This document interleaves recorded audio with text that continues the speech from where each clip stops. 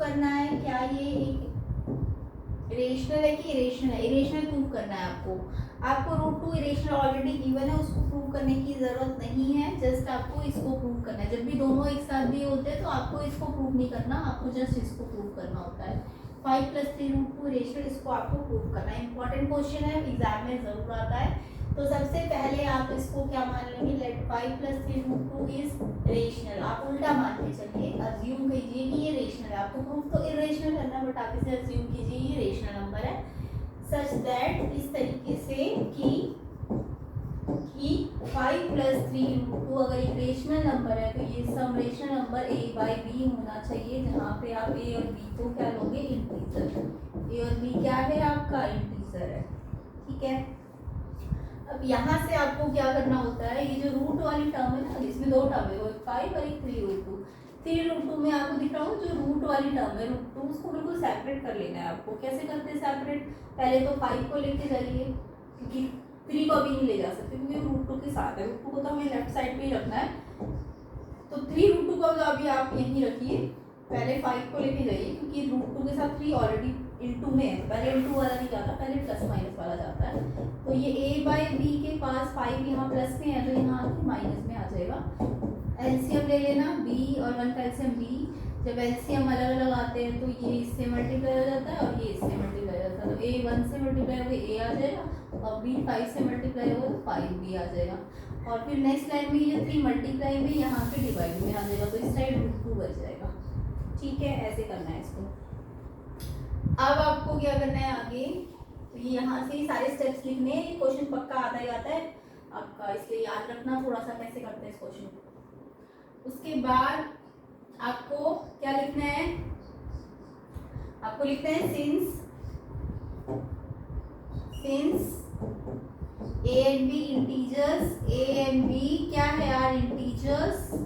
अगर a और b integers है तो इसका मतलब ये जो आपका ये पूरा नंबर आया है a - 5b/3b, ये क्या होना चाहिए, एक rational number, is a rational number. और अगर ये रेशनल है तो ये किसके इक्वल आया है, रूट 2 के इक्वल आया है ना, तो रूट 2 भी रेशनल हो जाएगा।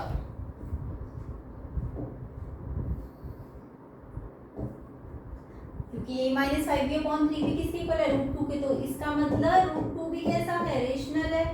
बट हमने तो पढ़ा है रूट 2 इरेशनल है, हम पहले पढ़ के आ चुके हैं ना रूट 2 क्या होता है, इरेशनल। तो हम बोलेंगे रूट 2 तो इरेशनल होता है,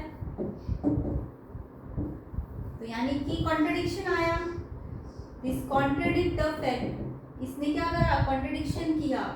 दिस कॉन्ट्रडिक्ट द फैक्ट, ये लिखना है ये सारी लाइंस आपको।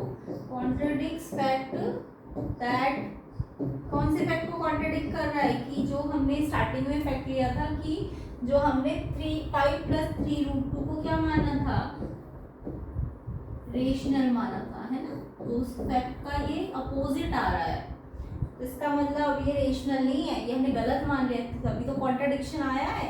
तो अगर कॉन्ट्रडिक्शन आया तो किस कारण से आया, क्योंकि हमने स्टार्टिंग में 5 + 3 रूट 2 को क्या माना था, रेशनल माना था, ठीक है। तो चलिए अब इसको हम लास्ट में फिर क्या लिख देते हैं, फिर हम लिखेंगे हेंस 5 + 3 रूट 2 इज इरेशनल। तो ये प्रूव हो जाएगा ना ये इरेशनल है। ऐसे करके आपको पूरा ये याद करके जाना है, थोड़ा सा याद थोड़ा सा समझ के जाना है, ये जब भी ऐसे वाला आता है तो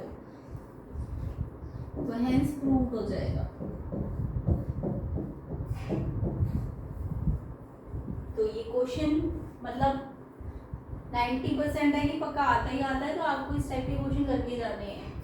तो इसमें आपको ट्रिक समझ आ गई होगी क्या करना होता है। स्टार्टिंग में सबसे पहले जो आपको रेशनल प्रूफ करना हो उसको आप उल्टा मान के चलिए, रेशनल है, सबसे पहले आप रेशनल मान के चलेंगे, क्या मान के चलेंगे, रेशनल।